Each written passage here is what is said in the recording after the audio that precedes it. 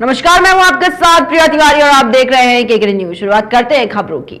उत्तराखंड में बीजेपी पश्चिम बंगाल मूवमेंट का शिकार हो गई है। भारतीय जनता पार्टी ने एंटी इनकम बेसी फैक्टर को धता बताते हुए इस राज्य में शानदार वापसी की है, लेकिन सीएम पुष्कर सिंह धामी अपना चुनाव हार गए। ठीक ऐसा ही 2021 में बंगाल में हुआ था, जब ममता बनर्जी की पार्टी टीएमसी ने बंगाल में शानदार विजय हासिल की थी, लेकिन नंदीग्राम से ममता बनर्जी चुनाव हार गई थी। अब उत्तराखंड में बीजेपी के साथ यही कहानी रिपीट हो गई।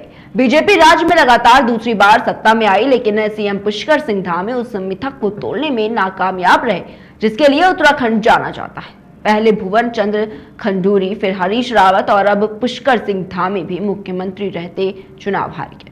सीएम पुष्कर सिंह धामी उत्तराखंड की खटीमा सीट से चुनाव हार गए हैं। उन्हें कांग्रेस प्रत्याशी भुवन कापड़ी ने लगभग 6,000 वोटों से हराया है और 70 सीटों वाली उत्तराखंड विधानसभा में बीजेपी ने 47 सीटें जीती हैं और स्पष्ट बहुमत हासिल किया है।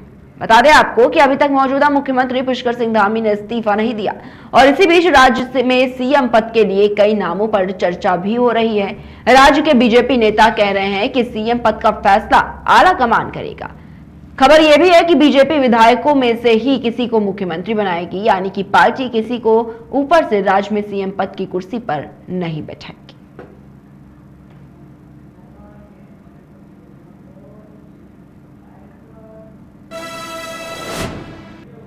उत्तर प्रदेश विधानसभा चुनाव में मिली करारी हार के बाद पहली बार बीएसपी प्रमुख मायावती ने अपनी प्रतिक्रिया दी है। मायावती ने कहा, कल उत्तर प्रदेश विधानसभा चुनाव में बसपा की उम्मीद के विपरीत जो नतीजे आए, उससे घबराकर और निराश होकर पार्टी के लोगों को टूटना नहीं है। उसके सही कारणों को समझकर और सबक सीखकर हमें अपनी पार्टी को आगे बढ़ाना है और आगे चलकर सत्ता में जरूर आना है।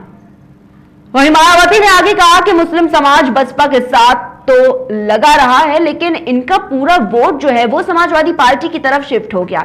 इससे बसपा को भारी नुकसान हुआ है। वहीं मुस्लिम समाज ने बार बार आजमाई पार्टी बसपा से ज्यादा सपा पर भरोसा करने की बड़ी भारी भूल की है। मायावती ने कहा कि बाबा साहेब के अनुयायी कभी हिम्मत नहीं हार सकते हैं। मैं कहना चाहूंगी कि अब बुरा वक्त खत्म होने वाला है। हमने जी जान से प्रयास किया, अब उसके बाद भी ये नतीजा आया तो फिर इससे बुरा क्या हो सकता है।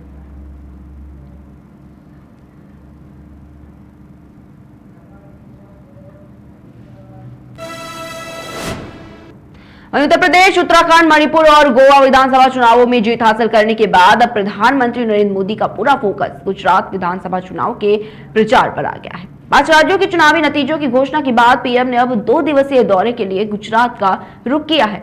अपनी 2 दिवसीय गुजरात यात्रा के दौरान प्रधानमंत्री मोदी अहमदाबाद के एक खेल महाकुंभ का उद्घाटन करेंगे और गांधीनगर जिले में स्थित राष्ट्रीय रक्षा विश्वविद्यालय के पहले दीक्षांत समारोह को मुख्य अतिथि के तौर पर संबोधित करेंगे।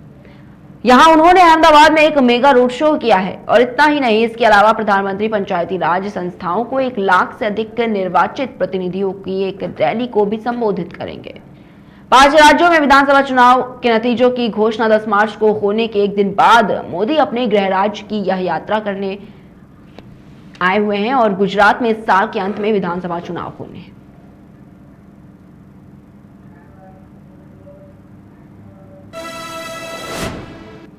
वहीं उत्तर प्रदेश विधानसभा चुनाव में उत्तर प्रदेश के गोरखपुर जिले में इतिहास रचते हुए भारतीय जनता पार्टी ने सभी 9 सीटों पर जीत हासिल की है। जिले में पहली बार बीजेपी सभी 9 सीटों पर जीत दर्ज कर सकी है, जबकि जिले में 2017 के मोदी लहर में भी पार्टी 8 सीटों पर ही जीत दर्ज कर सकी। फिलहाल गोरखपुर की जनता ने सीएम योगी आदित्यनाथ को बड़ी जीत का तोहफा देने के साथ ही जिले की अन्य सीटों पर पार्टी के प्रत्याशियों को जिताया है और वहीं विपक्षी दलों को बाहर कर दिया है। गोरखपुर में बीजेपी को बड़ी जीत मिली है। खास तौर से चिल्लूपाड़ में बीजेपी के प्रत्याशी ने जीत दर्ज की है। यहां पर 2017 में जीते एसपी के मौजूदा उम्मीदवार विनय शंकर तिवारी को भी इस बार बीजेपी उम्मीदवार राजेश त्रिपाठी से शिकस्त मिली है। हालांकि इससे पहले कभी नहीं हुआ कि राज्य की सत्ताधारी गोरखपुर में सभी सीटों पर जीती हो। इसके साथ ही सहजनवा, खजानी और चौरी चौरा में बीजेपी ने नए चेहरों पर दाव लगाया था और उसके सभी प्रत्याशी जीते थे। बता दें आपको कि गोरखपुर सदर सीट पर मुख्यमंत्री योगी आदित्यनाथ ने जीत दर्ज की है और उन्होंने एसपी की प्रत्याशी सुभावती शुक्ला को हराया है।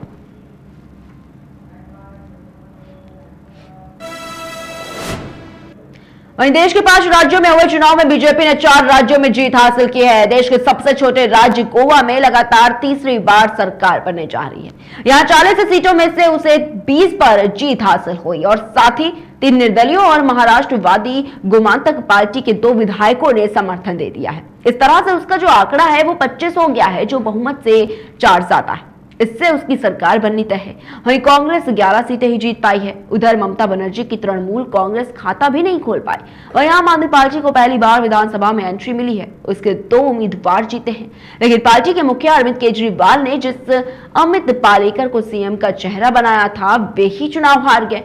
इस चुनाव में टीएमसी को करारी हार का सामना करना पड़ा है। ममता बनर्जी ने पार्टी महासचिव अभिषेक बनर्जी को गोवा चुनाव की जिम्मेदारी दी थी, लेकिन वह बुरी तरीके से फेल हो गए।